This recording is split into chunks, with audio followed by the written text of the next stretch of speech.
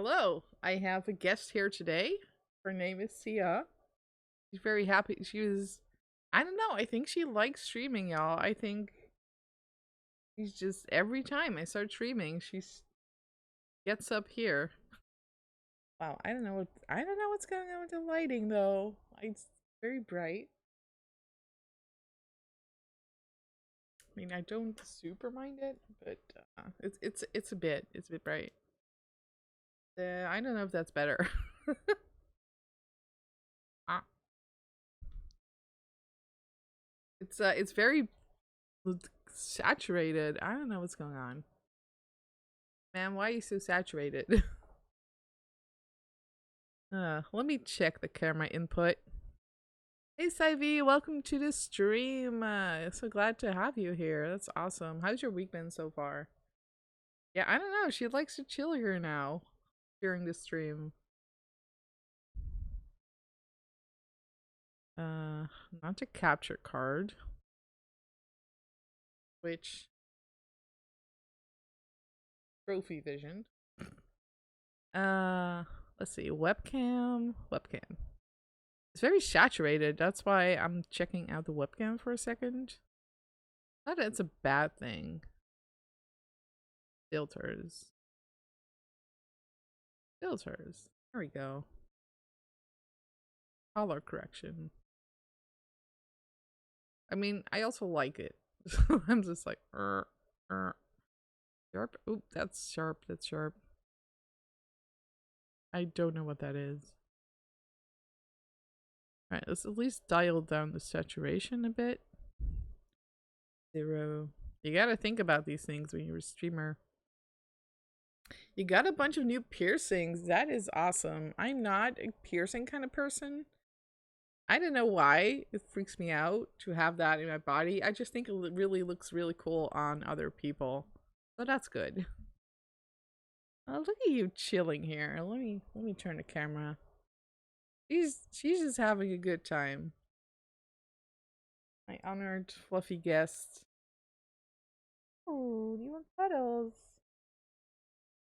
Like, I know you're streaming, but I need your attention right now. Even though we cuddled most of the day.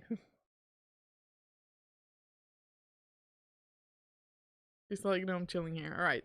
My look is a little different today. In case you noticed, the beach towel is actually under me instead of behind me. Most of that is because I was in a rush. I woke up from a nap. It was an hour ago, and I was like, I feel like really icky and I want to shower. So I was in a bit of a rush, but we're here now, and that's why things might look a little different. But no panic, we're still good. So let me switch to the notes I don't have.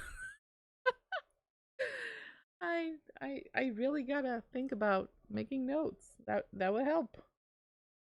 Oop. All right.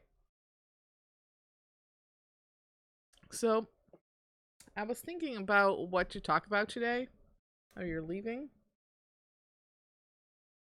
Not interested in mental health, are we?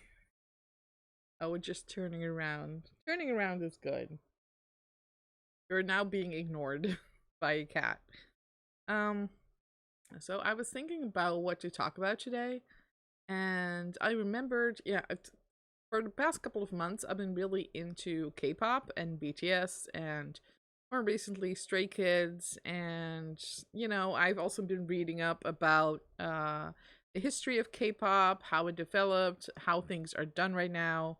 Ah, yes, the note she meant to take, but then magically disappeared. And one of the things that I found is that uh, there's a lot of people struggling with mental health in that industry, mostly because of the huge amounts of pressure that is put upon them, and the high demands, and like, I don't know the details, but I've been watching a YouTube channel called DK TV, which is two, I think there are two Asian American men who are from Korea or know a lot about Korean culture. Um, and they're one of the things that was asked of them is, what is mental health like in Korea? And they said, like, basically it's not a thing. And I was like shocked. Basically, people apparently pretend like it doesn't exist because it makes you weak, and if you come out for it, like if you speak up about it, you're considered weak. Now, one of the things that BTS is awesome in is that they actually openly speak about mental health. Like the members have been open about depression, anxiety, ADD. They're actually UNICEF spokesman for mental health, especially for the youth. So they're like breaking the mold in that. So not to rant a lot about BTS, but that's basically where my idea for today comes from. So it's not about like BTS or Korea, because mental health stigma is everywhere. So it's not just in this one country. And I can't really speak about Korean culture that much because I'm just learning about it. So that's not what I'm going to talk about. But yeah, it's a huge thing that I think a lot of people, when they're not doing well, really struggle to admit that they're not doing well and struggle to admit that they need help. And I think more than anything, we kind of live in a society where not just mental health, but just being sick. Oh. Hey JD, welcome to the stream. Welcome Jack. And Kitty says, meow. I'm sure we have the kitty cam on. I think she knows when I'm streaming, so she's just sitting next to me. She's like, I will be here on stream on the internet, being admired by the world out there is what I deserve. So there's not just a stigma on mental health, but also just being sick, in that we just kind of have what I call it's kind of ableist in that sense, that there's a stigma around being disabled, around being sick, whether it's mentally or physically. You're supposed to like uh there's somehow this connection between, if you're healthy, you are morally a better person than if you're sick. And obviously that's messed up. Um Darwin definitely knows when I join the stream and record, he will walk up and meow and copy the copy a poop headbutt. Yes. Yeah, she knows, like the lights are on, everything's different, so she definitely knows, oh, the thing is happening again. Um yeah, but I think there's specifically more stigma around mental health because it's not visible. So when someone has, a broken leg, everyone's like, "Oh no, your leg's broken. How terrible!" And it's visible. People can see that you're sick and that you are not just making it up. And I think that that is one of the prejudices against mental illness is, you're making it up, or you just have to try harder and pick yourself up by your bootstraps and think happy thoughts or meditate, or have you tried this essential oil, or like all these kind of things that are not, you know I would say they're kind of like a band-aid when you probably need more serious attention. And one of the other things I think, that's my personal belief, is that if you live in the society, in the world we live in today, and you are aware of what's happening in the world today, what is happening to people, and what is, if you're aware of the inequality, the violence, the corruption, everything that's going on, and you are still mentally healthy and balanced. Like I admire that. I admire your ability to compartmentalize, because I can't do that. I'm constantly affected by all the shit that's going on, and I read a tweet which has something like, you're all just there's just people out there dealing with reality unmedicated. Like, that's impressive, and that's how I feel. Like, how can I feel like all of us should be in therapy just to deal with life, like what's going on, not just our personal lives, but the world as it is. Also, welcome Flynn, my dear. Welcome to the stream. How good to have you all here. Yeah, if you're a youth disability or delays, you should be like, what? Oh man, there's just so much bullshit.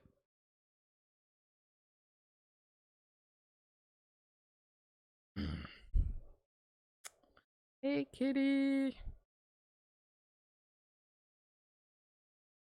Yeah, I think the stigma around mental health, not the mental stigma, it kind of needs to get flipped around in that uh, I feel like all of us should seek some form of psychological help or training in the same way that um, we do sports. I'm not a big fan of sports myself, but generally the idea is that we exercise in order to maintain our physical health or like improve our cardiovascular health, our muscles, prevent a couple of physical diseases. And I feel like the same should apply to mental health. Like it should be a kind of mental maintenance kind of thing, just to talk to someone who has a professional background in this, who can just kind of support. Yes, it's a gift that keeps on giving. Now, I have had, I would say, high level therapy. In the Netherlands, you have a couple of levels, which is more, it has more to do with health insurance than anything else. But basically, there's kind of like, let's say you're struggling with something, but it has to do with the situation. Like you're struggling to, you just got fired from a job and you're really struggling with that, but there's nothing else going on. There's no underlying trauma. Then you have what in the Netherlands is called first line help. Then if there's more going on, you have second and then third. And third is like, we're just gonna dive deep into all your traumas, find out what's going on, process all of it. They often refer to it as psychoeducation. It doesn't have to do with educating psychos, just learning about yourself mentally. And I feel like psychoeducation, as it's describes, is actually something we should hand out. We should teach people this in high school and college, or even like primary school. Just start them young. Just teach people how to deal with themselves, how to manage their emotions, how to sense and establish boundaries, how to ask for help, how to respect other people's boundaries. We are not teaching people these things, and that's a problem, and it's causing a lot of problems between people. I feel like if we started doing this from a very young age, we would like prevent so many like depression, anxiety, even bullying, burnout. Yeah, people trying to get help for every, it doesn't count as a mental disorder, so you can't really get therapy. Yeah, and that's like so I feel like, this is my idealist self. Like I wish things were this way, because the way things are now is that you can only really get help if you are completely imploding on your life. Like if you can't work, if you can't do anything, that's when you get help. And I feel like the underlying cause is, of course, capitalism, where you are only valued as much as you can work. And if you can't work, then you need to find a way to get back to work. That's what therapy is for. So that's just a huge problem. And I love to talk about how I wish things were, and they're obviously not. Kitty. Gonna pet the kitty for stress relief. There. Your school and mentor actually did this, including time allocation, mandatory rest, and sleep for functioning. That's awesome. So I feel like even if it's an ideal, we can still try to do this. Yeah, underlying causes exist well for any life threats or major physical injuries. Absolutely. Um, so the title of the stream is "How to Deal with the Stigma," and barring any huge societal overhaul where we all get educated about our psyche and how to deal with it, how do you deal with it now, with the way things are now? And that's a tough one. I found that in the past, if I was open about my mental health struggles to an employer, and beforehand the employer would be like, no, you can tell us about anything, you can be yourself, yada yada. But when push comes to shove, when I was open about my struggles, my contract would not get renewed. So they were like, well, you don't fit the team, or you're not commercial enough, or some other bullshit reason. But in the end, I'm like, I think because I was open about my issues, You pigeonholed me. You thought, oh, this person cannot function as a productive employee, so bye. And that has really, discouraged me from being open about my mental issues. And the change I am making is in my current job, I am lead of the code of conduct team, which means that not only did I make sure that our code of conduct includes invisible disabilities as a protective characteristic. So if you are dealing with mental health, mental illness, that is not grounds for harassment and discrimination. And also enforcing this. So not just saying that is what we do, but also making sure that's what we do. So I was really like, I want this part. I want this part in our deal. I want this in our code of conduct to not just protect things like, discriminating on base of race or gender, but also disabilities. And there's a reason for that. I think recently a colleague was open about their disability, and I hope it's influenced by them feeling safe enough to talk about that and thinking, well, it's not going to bite me in the ass.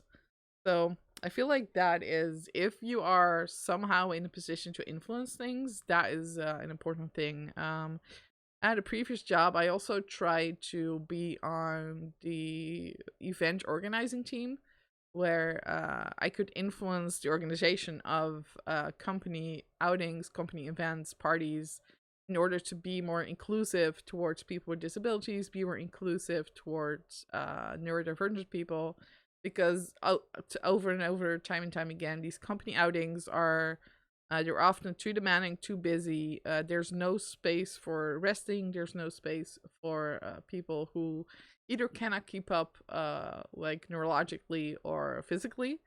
They never think about someone in a wheelchair, even though nobody, like no colleagues are in a wheelchair. They just they don't give it any thought at all. And it's the same with neurodivergent people. They never think about what you would need, and if it's like optional. You Yeah, things like space to mourn, that's also a huge thing. um Sadly, I couldn't influence that culture enough, but I hope it can make a difference where we are now. And yeah, it just sucks that you're still treated as less of a person, at least in the job market. And a huge part of that is capitalism, is you are only valued as much as you can create a profit. And that's never going to change, because that's just the basis of the system. So we have to change the whole culture as people to not make money the most important thing. Well, that's a whole different thing, of course. So we get asphalt to the playground. It's still neighborhood, so it's accessible. There's gas there before. That's good. Up to the playground. Yeah, yeah.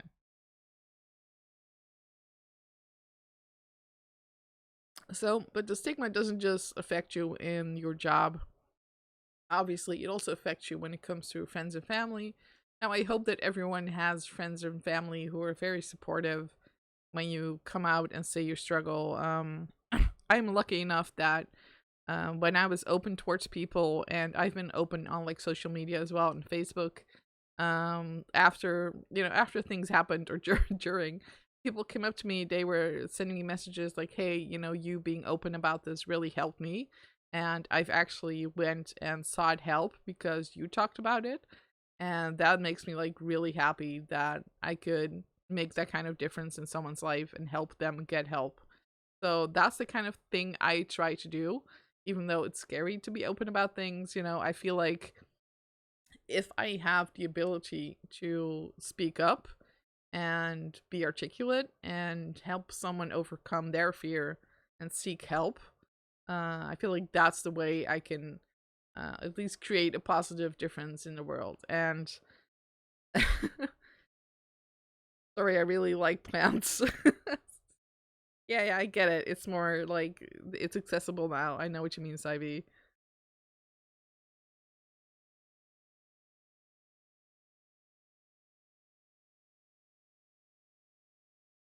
I think maybe you two are having a bit of a communication difference.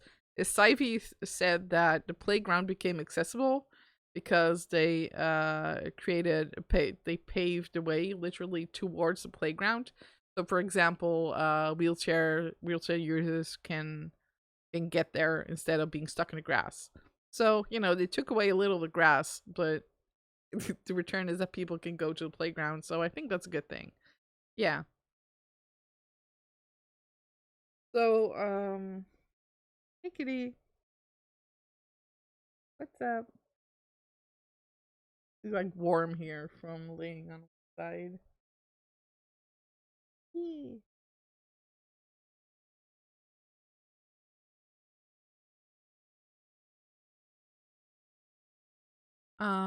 So yeah, in your personal life, I hope that your friends and family are supportive. There's always gonna be people who are like, well, just think happy thoughts, or just get better. Or one of the things I've had to deal with is some people being like, well, I just don't want you to talk about this, or can you just stop being like it's like I was really like getting therapy, trying to figure out what was going on. And part of the things as I did is also maybe not healthy, is I was really focused on how can I fix myself, and I had to realize that I'm okay the way I am. Because I have autism, I have a disability, and I'm just gonna have to learn to live with that. And that's still a daily challenge. But I had to realize that there's nothing wrong with me and there's nothing I can fix. So, but this person was like, can you just stop digging? And I was a little offended by that, but looking back, I was like, I also got understood what they meant, because they were kind of like, what you're doing now, like this whole trying to dig and dig into what's wrong, isn't making you happy in the present. So I think in their own way, people around you are going to try to be supportive. I found that most people like helping other people if they're a good person. And yeah, I feel like often helping someone else makes you happy as well. And, I feel like a lot of people are like that. And yeah, but it sucks if people are not supportive. And I try to distance myself from those people. If they're like, can't you just get it together? Or what are you whining about? Or stop being so difficult. And I'm like, wow, you just lack some basic empathy there, buddy. Like, maybe I don't want to be your friend anymore that much. So it's kind of downgrading you to acquaintance if you're not able to be compassionate enough towards someone who's suffering. So that's something that you have to keep talking about. And I also hope that by being open about it, I can change people's minds about this being something that should be taken seriously. You just need to see it as a superpower. Yeah, eh, did my ADHD, that's the same. I'm just like, I'm not sure if that's a good way of looking at it, because it might be one of those superpowers that is a blessing and a curse, like rogues. It's like, yeah, great, I have a superpower, but also I can't touch people. So how is this helping me? It has some positive aspects, but it can also be really detrimental to your life. Yeah, I do see aspects of my autism as a superpower, as my imagination is incredibly powerful. I can close my eyes and imagine anything into the tiniest detail, down to all five senses, like smell, touch, like the structure, colors, everything. Like my brain is just it can just do that. Like I don't need like VR or video games. I can just imagine it all in my mind. My dreams are very vivid. I have a talent for languages. If I had the discipline to apply it, I could probably be a proper polyglot. Um, so yeah. Yes. Sia, not Sia. Sia, the singer, we don't approve of. Siha. For those who don't know, Sia, the singer, made a god awful movie slash musical about a girl with autism that was found universally offensive, both by people who have autism and people who don't have autism. Everyone hated it. So, just so you know. What else do we talk about? Like how to deal with the stigma. So, when it comes to your job, like I said, it's still a tricky thing, and I would veer towards protecting yourself more, even if people at your job say that it's okay and you can be yourself, you can be open. I've had to learn the hard way that that's in the end that's not true. In the end, it's always about your bottom line. It's always about money. And if you work at a company where they are more tolerant towards people, they think of people first, and I feel like I am working at a place like that right now. So I'm quite lucky. But most companies, especially bigger companies, are not going to care about you and your life and will only care about money. So protect yourself. That's what I have to say. I wish it was a better world out there, but it's not. It is certainly not. When it comes to friends and family, I would say also kind of protect yourself, but in the sense that be more strict with people who are not supportive. So if someone is saying things that are hurting you, that are actually stressing you out, confront them, or just uh you know distance yourself from them. And I know it's very hard to do this with family, of course.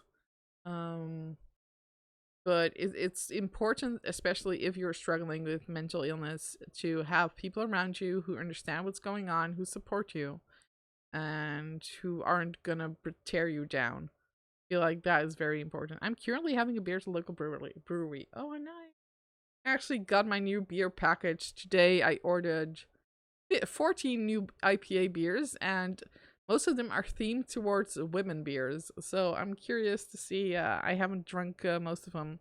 I'm curious to see what they're doing. I'm a, I'm an, I mean, as a true millennial, I love IPA beers. I have a MacBook.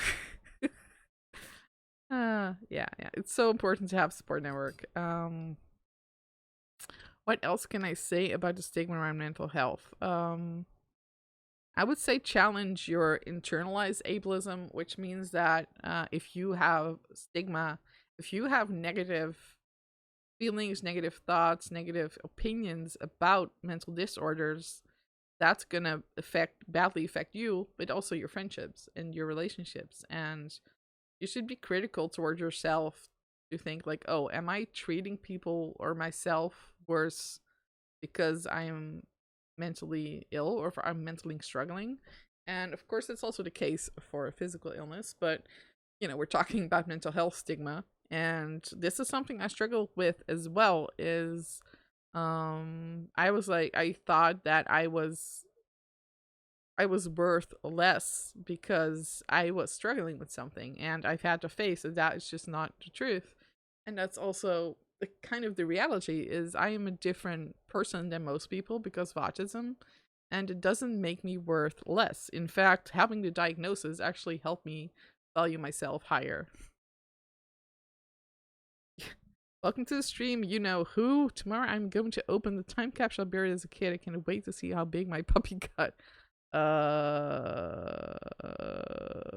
What? Yeah, we don't really tolerate making jokes like that here. So I'm just gonna give you a timeout just to be clear about that. That's my boundary. So there you go. I know it was a joke, but I don't appreciate jokes about animals that way. And neither does my cat.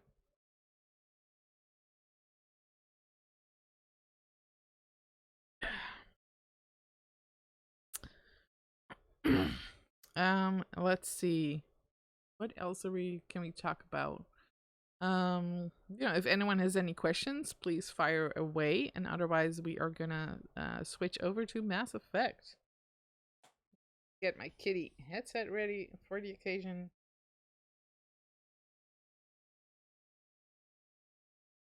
By the way, you can just get these on Etsy. Worries. They didn't come with the headset.